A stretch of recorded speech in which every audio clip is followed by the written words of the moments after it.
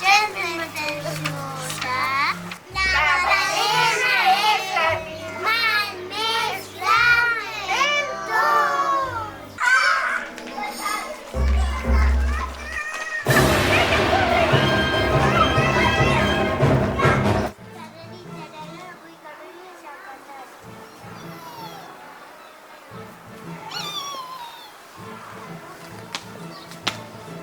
Caminant per el bosc, una telaraña.